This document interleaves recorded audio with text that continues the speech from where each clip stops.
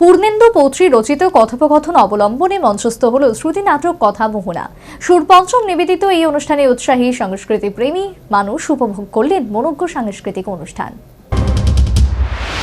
সরস্বতী বন্দনা শেষ হতে না হতেই সংস্কৃতির বন্দনায় হাজির রাজধানী শিল্পীরা। মঙ্গলবার রবীন্দ্র শতবার্ষিকী ভবনে অনুষ্ঠিত হল সুরপঞ্চম নিবেদিত অনুষ্ঠান কথা মোহনা।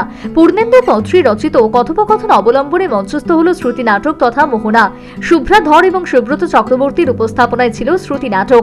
প্রদীপ প্রজ্বলনের মধ্য দিয়ে আনন্দমুখর সন্ধ্যায় সূচনা করেন আগরতলা পুর নিগমের মেয়র দীপক মজুমদার।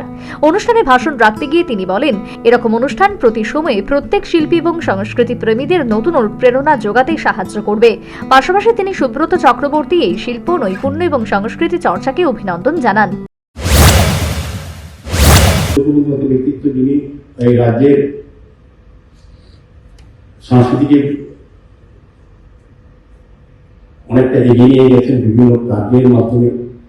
সরকারি সহযোগিতা, আমাদের রাজ্য সরকার যেমন আমাদের শিল্প সংস্কৃতিকে এই রাজ্যে প্রতিবর্ষ বৃদ্ধি করার ক্ষেত্রে, সমৃদ্ধ করার ক্ষেত্রে, প্রসার করার ক্ষেত্রে নতুন চিন্তা ভাবনা এবং কাজ করছে। এখানকার শিল্পীরা আছেন, অনেক গুণীজনেরা আছেন, আমি তাদের গান শুনি, তাদেরকে জানি, রাজ্যের মানুষ জানেন, দেশের মানুষও জানেন, অনেক গুণী শিল্পীরা এখানে আছেন, গুণী ব্যক্তিত্বরা আছেন। তারা অনেক দিন সাধনা করে তপস্যা করে আজকে এই জায়গায় এসছে। তাদের সাধনা তপস্যার পথটা কতটা কঠিন ছিল, আর এখন যারা এই লাইনে কাজ করছেন তাদের সুযোগ সুবিধা এবং কাজ করা বা প্ল্যাটফর্ম পাওয়া কতটা সহজ, এটি বোঝা যায়।